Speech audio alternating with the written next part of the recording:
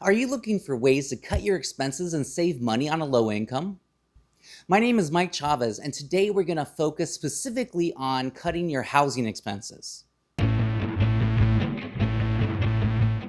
Welcome back. In this series, we're focused on cutting all your monthly expenses. Each episode in this series will focus on a specific segment of your spending. And as I mentioned before, this episode will specifically focus on your housing expenses, regardless of whether you're renting or owning. This video is broken down into 4 different sections, and I'll leave the timestamps below so you can click ahead to the ones that apply to you. And before we start, please do all the YouTube things: like, comment, subscribe, ring the bell. This will all help me deliver the content that you're looking for. All right, let's dive in.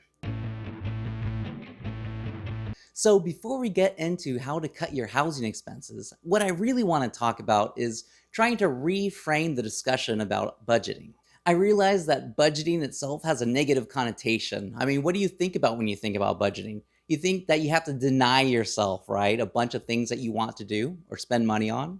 But the way I see it, budgeting is a vehicle to get you where you want to go and provide you with the opportunity to finally afford the things that you want to do or spend money on that will truly make you happy. So first, think about what you really want in your life. Do you want to take more vacations? Do you want more money in the bank? Do you want to have financial stability? Do you want that big house? Do you want that newer car? Do you want to have your own business? Regardless of whatever your goals are, budgeting will help provide you a way to achieve those things much faster. Now, the reason why I'm starting with housing is it's normally the largest expense most people have. Okay, so first we'll focus on how to cut your rental expenses. Tip number 1, instead of renting a house, look at perhaps renting a smaller apartment. This will immediately reduce your overhead each month. Tip number 2, while looking for neighborhoods that you want to live in, look for those neighborhoods that are less costly. You'll also have to weigh the cost of that neighborhood against your commuting costs. I mean, there's no sense saving $50 if it's going to cost you more than that in gas and transportation costs. Tip number 3, consider renting a room instead of a whole apartment or a house. This will allow you to only have to pay a portion of what that rent would normally be. Tip number 4, if you're already living in a multi-room unit, consider renting out that extra room. This will allow you, again, to split your costs with other people. Tip number 5, live with your parents. Yeah, I get it. I recognize that the thought of moving back in with your parents may not appeal to most of you out there. That being said, this can be one of the fastest ways for you to help get ahead. Tip number 6, look for places where utilities are already included. This can help reduce or even eliminate most of your utilities costs. Number 7, negotiate. Many times you can negotiate a lower rent or have certain utilities included. And tip number 8, exchange services for rent. This is where it really helps be creative. You can offer to take care of the landscaping. If you're a handyman, maybe you can do some improvements in the unit itself in exchange for a lower rent. Does your landlord own a pet that you could take for walks? These are just a few examples. Think about what you can offer to the landlord in exchange for a lower rent.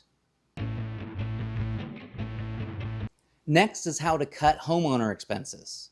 As a homeowner, you already have a lot of your expenses baked in. Tip number 1 is find creative ways to reduce your utilities. This can be as simple as turning off lights when you're not in the room to upgrading to LED lights. LED lights use a tiny fraction of the amount of energy a regular incandescent light bulb does. And while you'll pay a little more upfront, over the long term, you could be saving a lot of money. Likewise, look to control your water usage, whether it's taking shorter showers, turning off the faucet while brushing your teeth, or shortening the length of time your automated sprinklers are running for. Tip number 2, rent a room.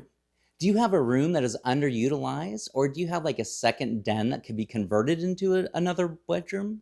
Being able to rent a room or 2 can drastically decrease your housing expenses each month. Tip number 3, perhaps you have a multi-level unit where you can rent out an entire floor.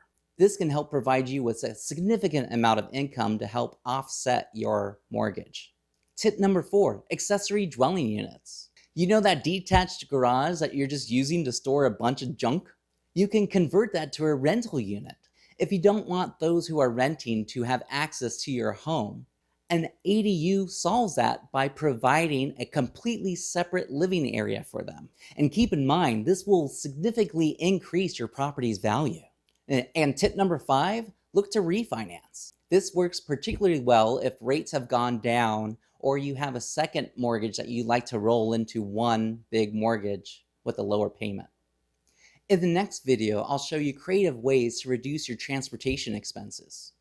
Do you have any tips to share? Leave them in the comments below and let's help each other out.